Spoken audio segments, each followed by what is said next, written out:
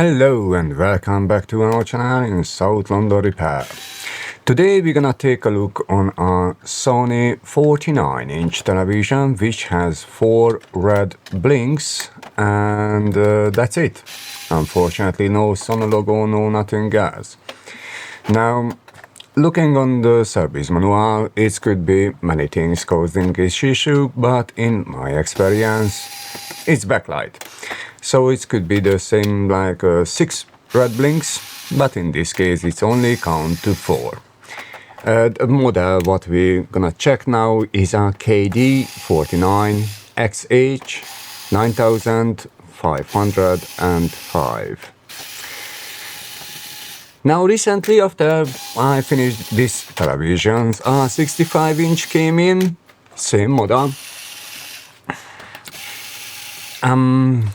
Before you start working on these things, check your ability. Alright, this is a 49-inch television.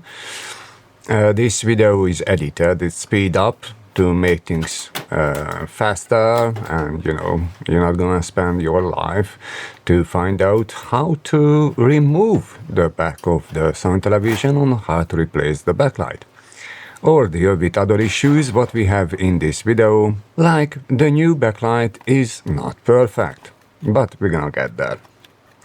Alright, so once you remove these few screws, after you still have to remove the speaker covers in the bottom. Once you removed the bottom screws, that one is quite easy, it's basically just clips holding there. And you just have to move into the right way and it's gonna release, don't worry. Alright. On the bottom, the tiny screws are very easy to damage, so use your best screwdriver which is perfectly fit. These big screws, not an issue, but on the bottom and on the screen bezel, those are very fancy screws. If you're using the wrong screwdriver, especially if it's an electric one, you messed up in a second and after you have to drill them off. Alright, once you removed the speaker holder, metal bricks and the speaker itself, now we can get to the nice part. This is the bottom board, with the red light, blinking red light and the infrared sensor. You try to disconnect the cables, the cable ties, zip ties, tapes, everything what is holding the cables. On the 65-inch model you have cable zips, so like zip ties, you have to cut those unfortunately. Once we disconnect the T-con board, we can remove finally the T-con cover. Now with almost every Sony television, before you remove this metal piece, you have to disconnect the T-con cable, otherwise you're gonna damage them. And you don't want to do that. Even the slightest damage, the slightest grease when you touch the cables can cause lines on the screen. So make sure you not touch these cable contacts. Alright, time to disconnect the LCD from the T-con board. And we're gonna remove the bottom protection metal piece. This is protecting the LCD board itself. Again, these are very lovely screws made from aluminum or something even softer material. Once that one is done, you try to remove the bottom bezel and the side bezels. These are basically just held by 2 screws on both ends at this point. It's 4 pieces, so we have 8 screws. Again, be careful. Your best screwdriver is your best friend in this case. And it can be your worst enemy. Alright. Now the first bezel piece what you want to remove is on the bottom. That one is also had 6 screws, but we already removed that one. when we take off the speaker covers. At least I think so. Let's double check. Nope, I did not. Alright, so we remove these screws, 4 or 6, depends on model and size. At this point, you want the screen to look upward because, yeah, once we remove these bezels, nothing holds the LCD.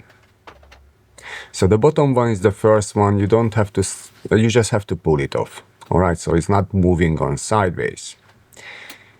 In this case, I already loose up the LCD boards on the bottom. We're gonna securely hold this one on the screen using these little tapes to protect the screen. Why I'm doing this? Because when I'm moving the LCD, I don't want this cable to catch through anything and rip it off. Alright, on the side panels, you just have to slide it downwards. After a slight pressure, it should be moving freely, unless it's really dirty. And you can remove that one. The top one have to slide onto the right, only 2 inches, and after it's gonna be free to fall off. If you move a little bit more, it's gonna be a problem. Now you try to lift off the LCD. Sometimes these are stick a little bit. Especially with the 65-inch, it had 3 extra double tape underneath, which is hold the screen. So first, very carefully, just try to lift it off, and after you see how does it go. Now we have these plastic pieces, 4 of them, and they are holding down these diffuser sheets. On 4 of the corners, you have also black tapes holding them together. First remove the tapes, and after try to unlock the clips from the bottom.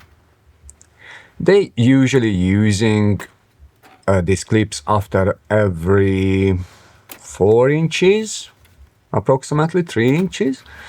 So you just loose them up with a flat-headed tweezer, and it's gonna easily come off. As you see, it's almost flying off.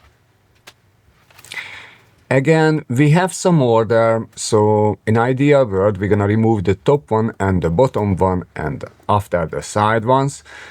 But when you put it together, that's very important you start with the side ones, because they are underneath each other. So the wrong order can cause breakage on LCD board later on. So, alright, so remove the top one, bottom one, and we're gonna remove the side one. Don't forget the tiny tapes, otherwise you're gonna be a little bit harder.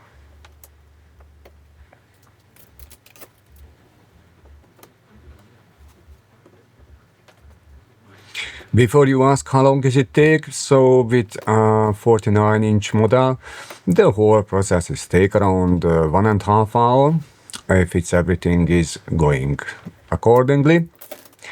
With the 65-inch, you need 2 people, and it's gonna take at least 3 hours if it's going everything as it should be.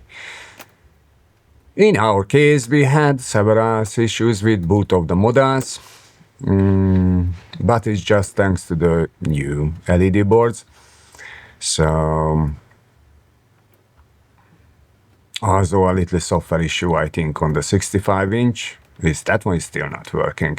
Even the backlight is perfect. We don't have just a black screen, unfortunately. And I can hear the sound, so I know the customer is already reset the software, but it's nothing on the screen. But that's gonna be another video if I have time to make it. Alright, you remove tiny tapes which are holding down the diffuser sheets before you can lift it off. This one is just to hold it securely. Really not necessary to put them back. Alright, so you're gonna be fine. It's have real holes on this diffuser sheets and metal clips on the side where this hose can fit, so it's not gonna move anyway. It's only two layer, a very thick one and a very thin one, so you just hold them together. I'm using tapes on four corners, so when I'm moving them together, then, you know, they're not gonna mix that up, they're not gonna slide over, and hopefully no dust is gonna get between the layers, because that could be really a pain in the Usually you can only see these dust particles when you put together the television and you test the picture, and from that point to go back, it's a pain.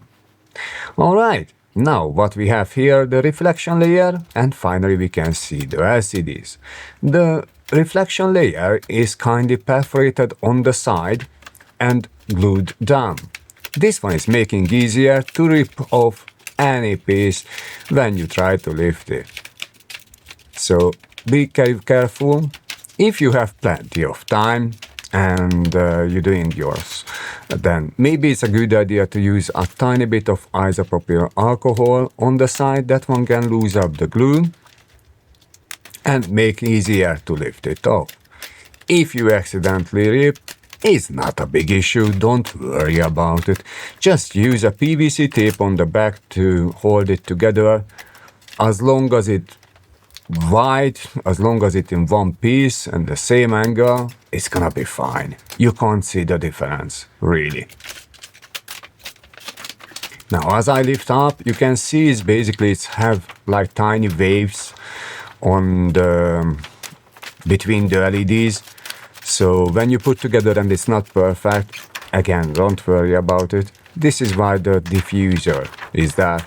But try to do a close enough job. Okay, if the waves are really, really bad, you can see, unfortunately, on the end results. And this is a beautiful television. I mean, it's give you a beautiful picture. And all of this because these LEDs. Now, these LED strips are controlled by, you can see, many flat wires. And basically, an LED board, an inverter board, can turn on and off these LEDs almost one by one. I mean, maybe not one by one, but very close to that. Now, because it's no mark, no visible mark on the board where we have to install the new one, I already marked with Sharpie. So when I remove it, I can see the black outline and I can install the new board there. The old strips are held by double tape. So we're gonna use the same method, but with a fresh double tape. We just glue on the top of it. Now the new one is probably, to make the logistic easily, is coming in two pieces. Main piece, where is the connector, and the small piece. My recommendation to first install the main piece next to the connector, and after connect the two pieces together. Make sure the connection is good, obviously. You want to peel off the tape from the other side, not where is the connection. Because obviously it's easier to slide in the beginning, and after you ripped off the protector layer and you just push it down, it's gonna hold. Now we just have to do this a few more times.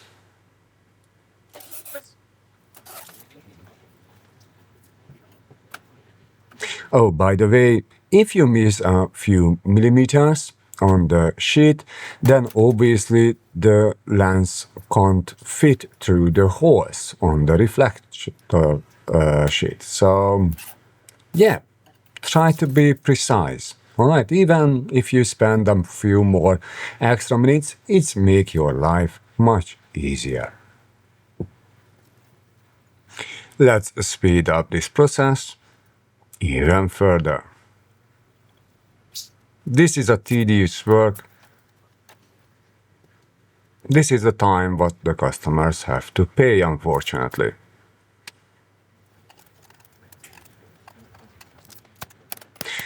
Oh, by the way, if you made a slight mistakes and maybe, a 3mm or something, and you can't put back the reflector sheet, don't worry. What you can do is just use a hobby knife. This very precise tiny knife with a very sharp blade, and you just make the extra cut on the top sheet, and you can fit there. As long as you're not leaving big holes, you're gonna be fine. You can't see. This is why the diffuser sheets are there. Also, if you made a tiny boo-boo on the bottom, you can use some white PVC tape, which gonna reflect enough light to cover your mistakes. In this case, we were fine, but it's happened before. Because once you glue down these strips, you really don't want to leave them up. In that case, probably you're gonna break it anyway.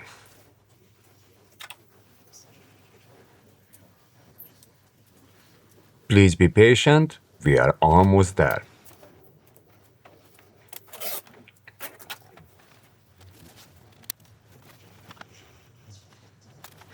Now, once you put together, it's a good idea to test the device. For that one, you have to plug back the power and the power button and the sensor, so if you have any issues, then you can see what's going on.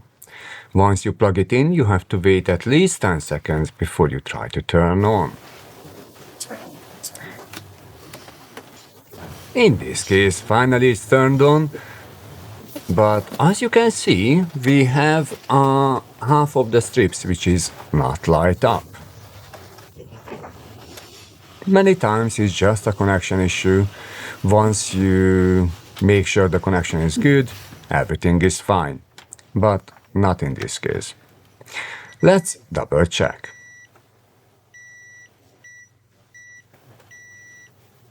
What I'm doing now is in continuity mode, I'm gonna check with the multimeter all the pins are going through, and they are. So the connector is perfect. Let's think. What else could be? So I'm gonna check the LEDs. The LEDs are fine.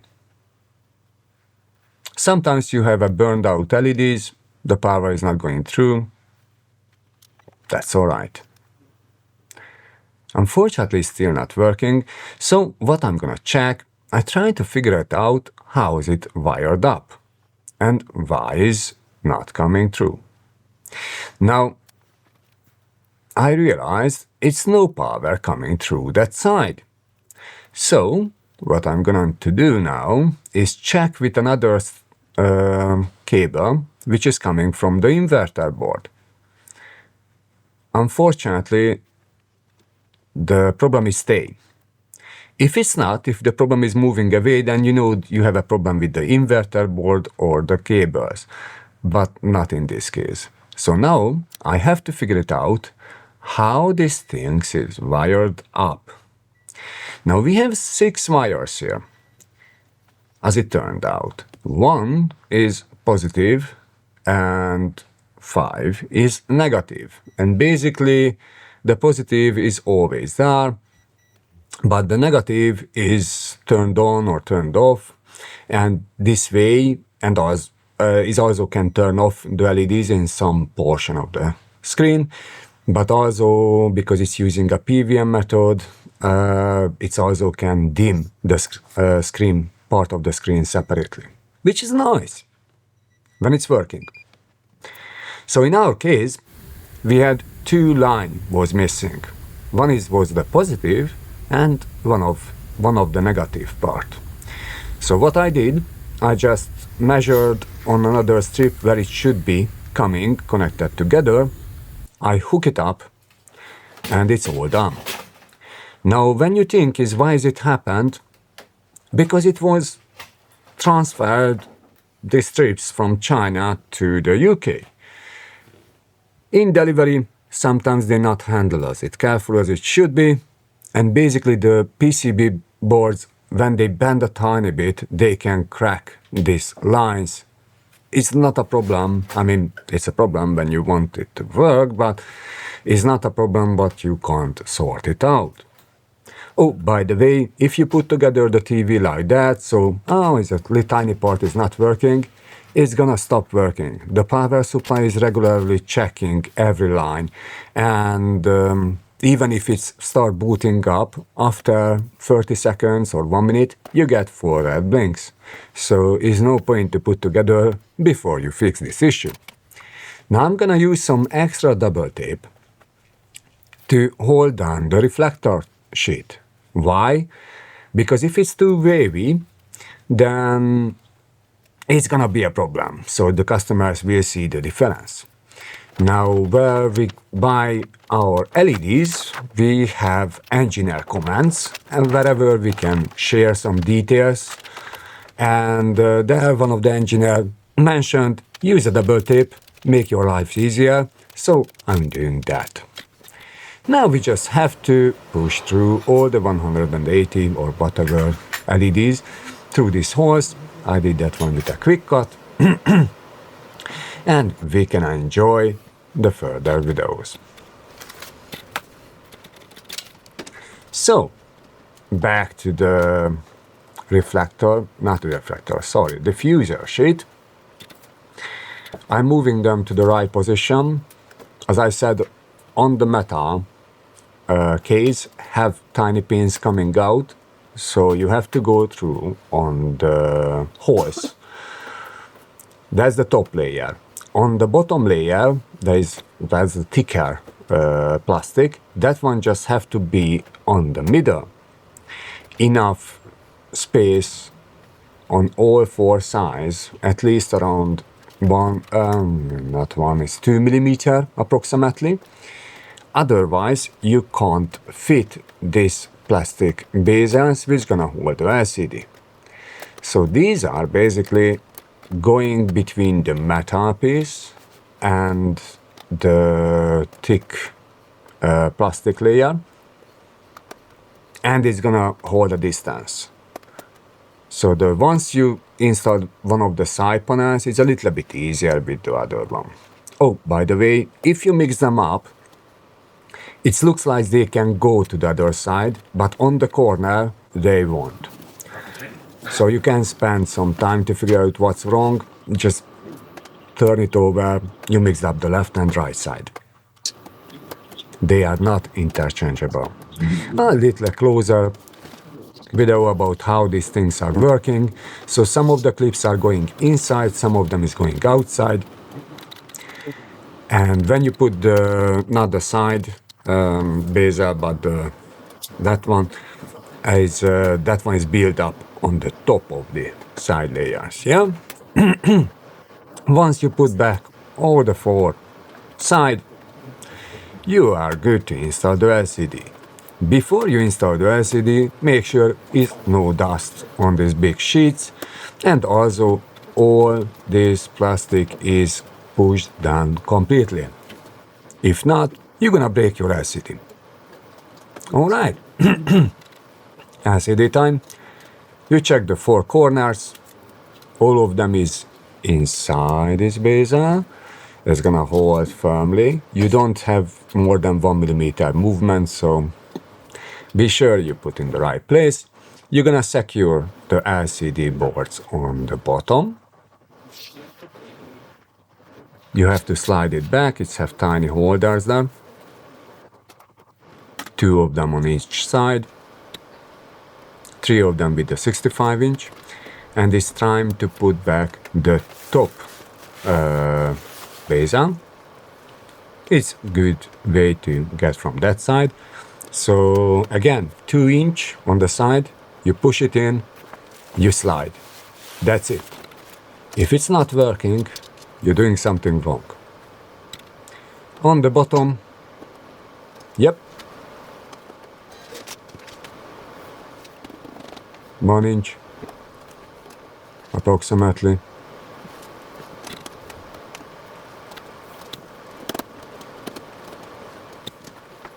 Yeah, finally it's made it. It's not always easy, okay? Alright, with the bottom, you just push it in.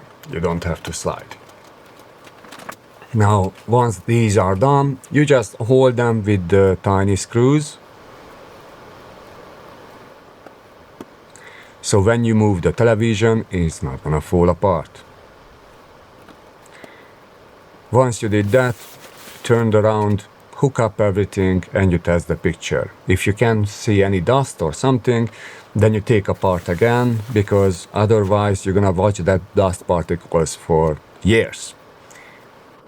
Alright, I hope you enjoyed our video. Give us a thumbs up if you liked it. If not, tell me what you don't like. I'm definitely interested in that one. And see you next time. Take care. Bye-bye.